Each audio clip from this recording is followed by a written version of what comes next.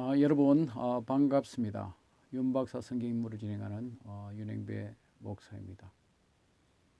오늘은 제가 모세에 대해서 여러분에게 말씀드리고자 합니다.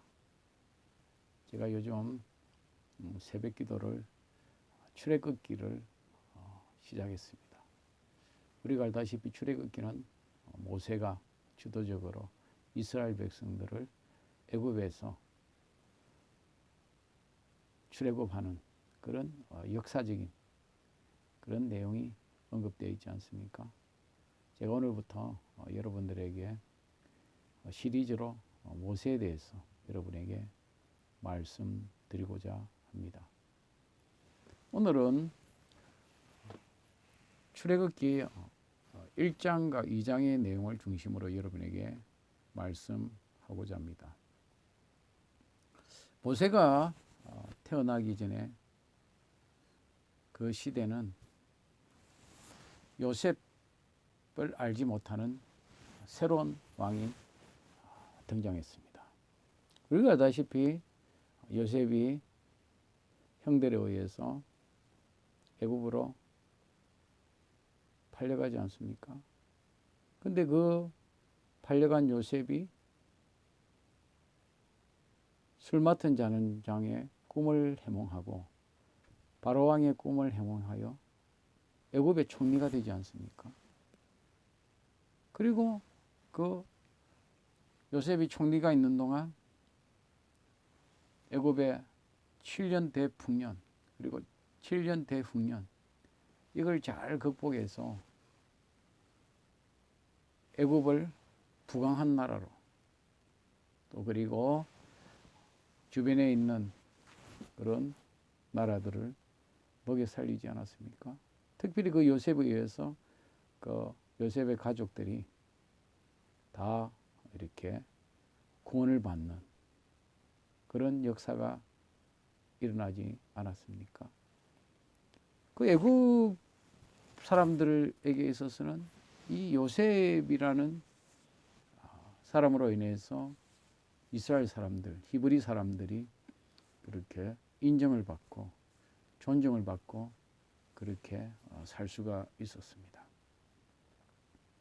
그런데 세월이 점점 흘러가고 무려 400년이라는 세월이 흘러가는 시간 동안 새로 등장한 왕은 요셉의 그 공로를 잊어버리고 또 이스라엘 백성들을 핍박하기 시작합니다. 우리가 출애굽기 1장에 보면요, 이스라엘 백성들이 번성했다는 거예요. 그리고 강성해졌다는 것이죠. 여러분, 숫자가 늘어난다는 거 그리고 강성해진다는 것은 애굽 왕이나 애굽의 지도층이 볼 때는 아주 두려운 존재였습니다.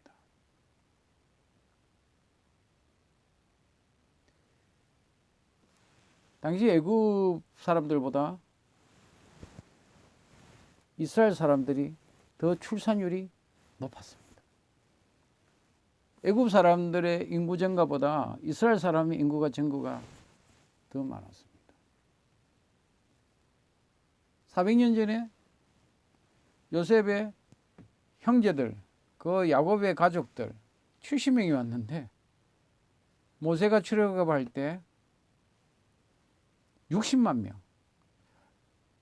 그 가정의 그 남자만 성인 남자만 60만 명이니까 아내 자녀들까지 치면 무려 424. 한 가정에 한 4명 치면 424. 240만 명으로 늘었으니까 이 400년 동안 얼마나 이게 숫자가 기하급수적으로 늘었겠습니까?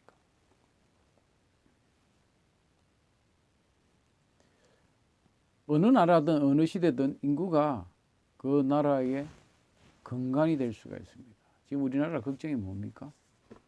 인구가 점점 줄어가고 있다. 유치원이 텅텅 비어가고 초등학교, 중학교가 비어가고 대학교도 이제 텅텅 비어가서 폐교하는 학교들이 이제 생기기 시작했다는 거죠. 이게 끝이 아니고 시작이라는 거죠. 5천만의 인구도 이제 들어가 가지고 어떻게 보면 100년 전에 뭐 2천만 동포요 한 그 시대로 우리가 돌아가지 않는다는 보장이 없죠. 그런데 이스라엘은 점점 숫자가 늘어가고 막 번성해지는 거죠. 그러다 보니까 애굽 왕이 걱정이 되었습니다. 이러다가 이민족이 쳐들어온다든지 이스라엘이 봉기를 한다든지 그러면 나라가 위태로워질 것 같았습니다. 그래서 바로 왕이 어떤 생각을 합니까? 이집트 왕이, 애굽 왕이 산하 제한 정책을 쓰는 거죠. 산하 제한 정책. 아주 간단합니다.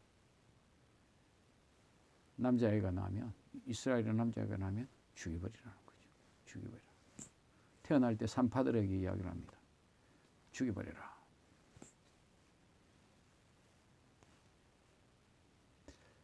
그런데 출애굽기 1장에 보면요, 산파의 이름이 등장합니다.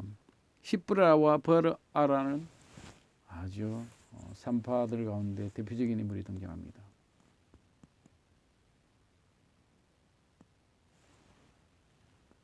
애굽의 왕보다 하나님을 두려워했습니다. 그래서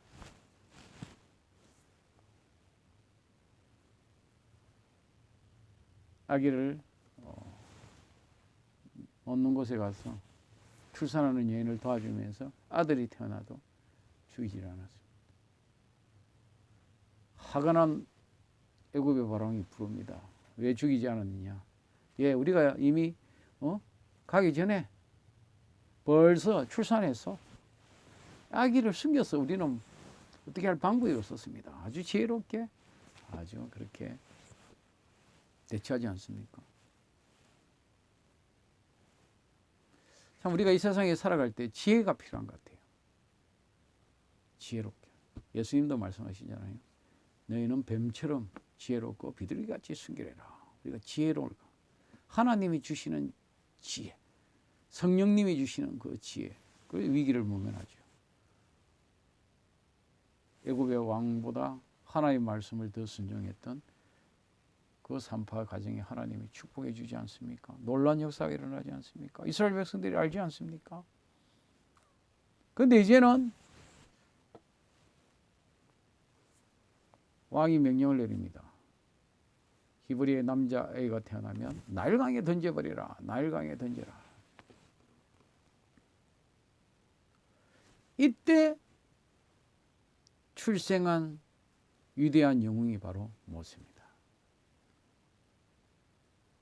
아므람과 요게벳이 결혼을 했습니다. 그래서 아들을 낳게 됩니다. 모세를 낳게 되죠. 모세가 그 어머니가 볼 때 너무 잘생긴 아들을 낳았어요. 이야, 너무 귀한 아들을 낳았어요. 왕은 나일강에 던지라 그러는데 어떻게 죽일 수가 없었어요. 그래서 어떻게 어머니가 이 한 3개월을 그냥 이렇게 숨겨 키웠는데 더 이상 할 수가 없어. 그래서 어떻게 합니까? 조의 방법으로 이렇게 갈대상자에 이렇게 배 띄우듯이 나일강에 이렇게 놔두지 않습니까? 근데 어떤 역사가 일어납니까?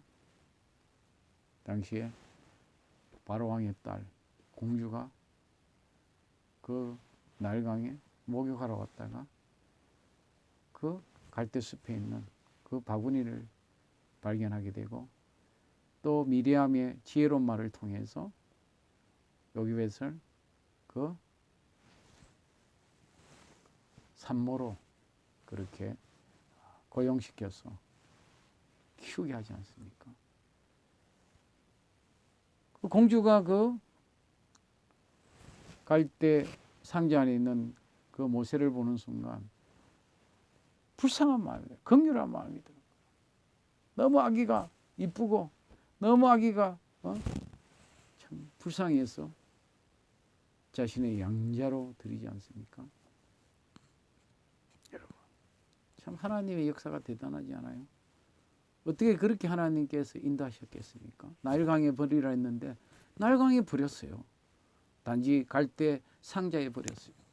근데 하나님께서 누구를 만나게 해주셨습니까?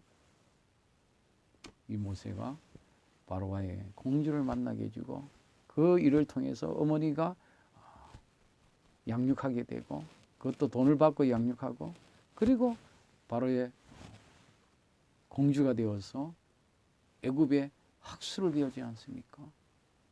당대 최고의 학문을 배우지 않습니까? 모세의 지적 수준이 최고 그 누구도 따라갈 수 없을 정도로 모세 오경을 기록한 그런 학자가 되고 정치가가 되고 지도자가 되지 않았습니까? 하나님의 섭리는 참 놀라운 것 같아요.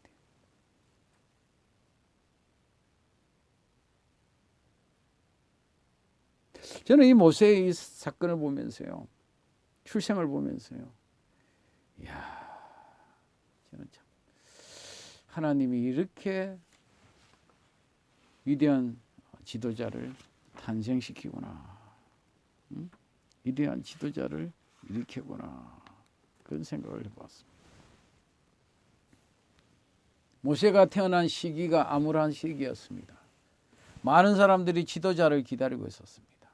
하나님은 특별한 방법으로 그렇게 모세를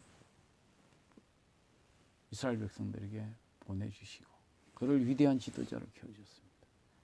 예수님이 태어날 때도 마찬가지죠. 400년 동안 선지자가 없고 암울한 시대였는데 그 극적인 순간에 메시아를 기다리는 그 백성들에게 하나님이 예수님을 보내주셔서 이스라엘 백성들을 죄악 가운데 고통당하는 백성들을 하나님께서 구원해 주지 않습니까?